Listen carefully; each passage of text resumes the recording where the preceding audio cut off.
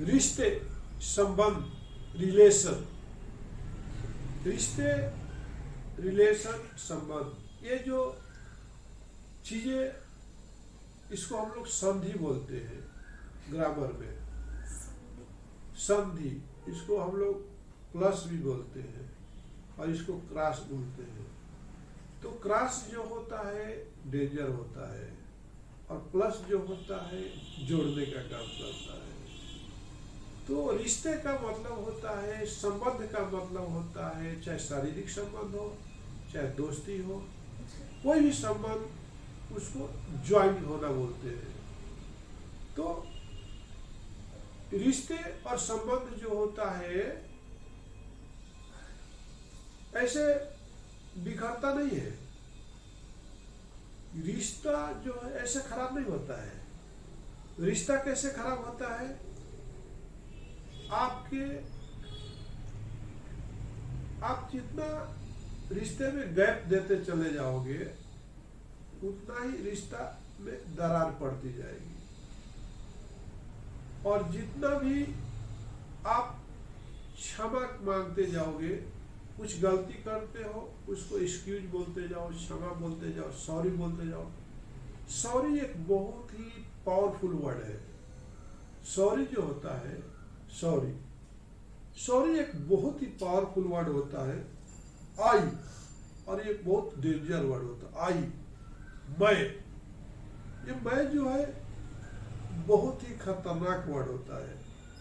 अहम, स्वाभिमान, ये हमारे को बहुत ही गलत तरीका से लोगों के साथ ट्रीट करने के लिए मजबूर करता है। तो संबंध जो होता है क्षमा के ऊपर, क्षमा शोभती उस भुजंग को जिसके पास गरल हो, उसको क्या जो दंतहीन विषहीन सरल हो। आपने सुना होगा कि क्षमा उसी को शोभा देती है जिसके पास गरल हो, कुछ हो।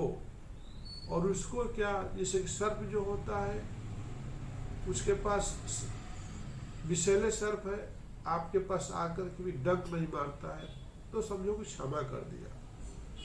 और जिसके पास विष है ही नहीं और आपके पास आके बोलता है जाओ मैं क्षमा कर दिया, तो ऐसा नहीं होता है। तो टॉपिक क्या था?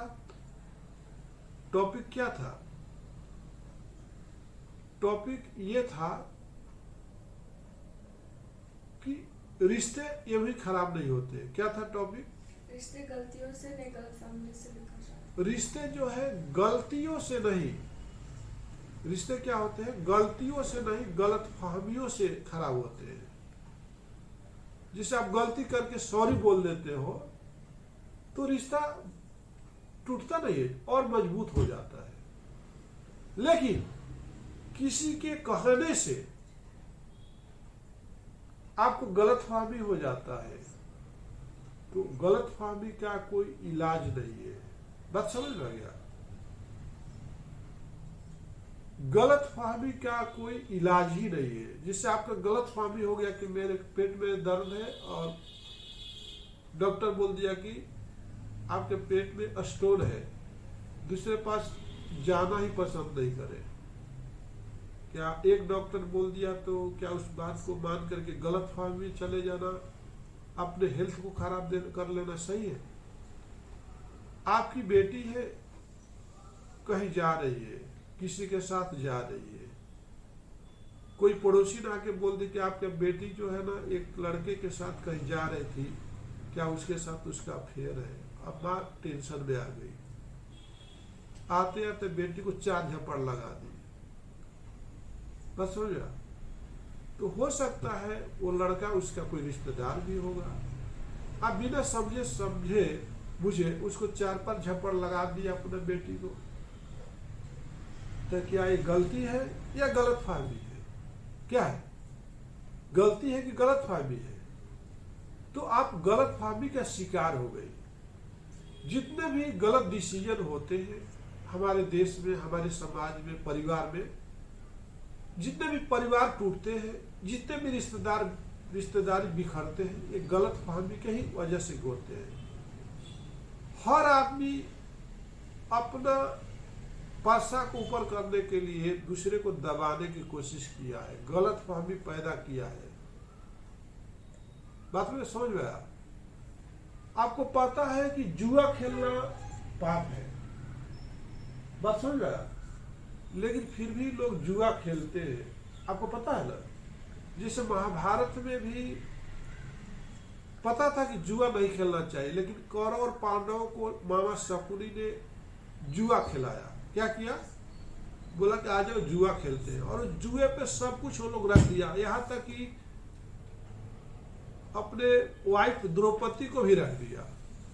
अब जैसे द्रौपदी को हारता है तो इन लोगों के पास कुछ बचता ही नहीं है, और दुशासन जाता है भरे दरबार में, द्रौपदी का चोटी पकड़ के लेके आता है और बोलता है कि अब तो ये हम लोग को कुछ भी कर सकते, इसको रंडी बना सकते, इसके साथ सेक्स कर सकते, इसके साथ बलात्कार सकते, कि खरीद लिए, ये हार गया। अब देखिए, जुआ एक ऐसा चीज है जो आपको सब कुछ हारने पर मजबूर कर दिया। तो गलती आपने किया, आपने गलती किया ना, जुआ क्यों खेला? पांडवों ने जुआ क्यों खेला? पहला नंबर। और खेला तो गलती क्यों किया? सब कुछ तो हार गया, अपने बीबी को क्यों दांव पर लगाया? मेरा मानना है कि आज भी कुछ ऐसे लोग हैं जुआ में अपने बीवी बच्चों को भी दांव पर लगा देते हैं। इतिहास में भी अच्छे लोगों ने, महाभारत में युधिष्ठिर जिसको स्वर्ग मिला था, पता नहीं कैसे स्वर्ग मिल गया, जो अपने बीवी को जुए में दांव पर लगा दिया, उसको स्वर्ग मिलना चाहिए क्या? बोलो, मिलना चाहिए। लेकिन उससे तो कलयुग के लोग अच्छे, कभी कुछ भी हो जाए अपने बीवी को तो दांव पर नहीं लगाएंगे, लगाएंगे? तो गलती करना अच्छी बात है, और गलती नहीं करोगे तो सीखोगे भी नहीं। लेकिन गलत फहमी का शिकार मत होना।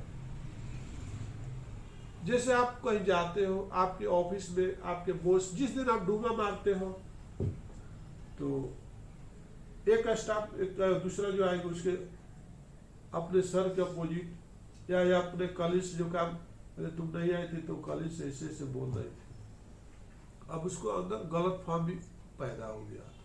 आप कंपनी में 100 वर्कर काम करते हैं,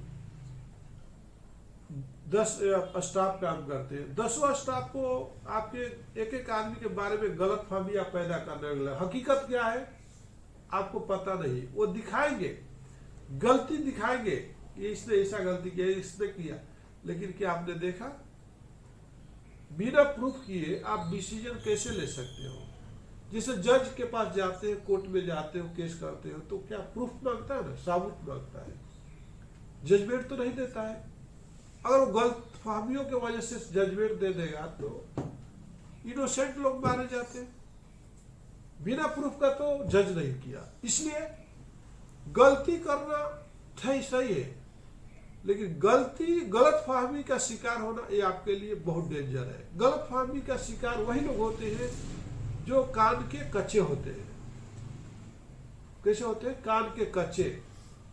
उनको अपने आप कॉन्फिडेंस नहीं रहता, वो किसी को भरोसा कर, जैसे आपने बोला आप मेरा बहुत नजदीकी है और हम आपके ऊपर भरोसा करने लगते हैं, और आप गलत फहमी का शिकार हमको करने लगते हो, किसी के बारे में बोलने लगते हो, झूठ भी बोलोगे तब सच मानने लगेंगे। तब समझ में आया? जिससे आपकी वाइफ है, अब हर चीज आपको जो बोलने लगेगी, कुछ गलत फहमियां भी आपके सामने बोलोगे तो आपको लगेगा सही है बोले, क्योंकि मेरी बीवी है। तो जहां भी कुछ भी अधर्म हुआ है, अपराध हुआ है, तो वहां पे गलत फहमी की वजह से हुआ है। इसलिए मैं मिथिलेश चौधरी बोलता हूं, गलती करो लेकिन गलत फहमी का शिकार मत बनो। नमस्कार।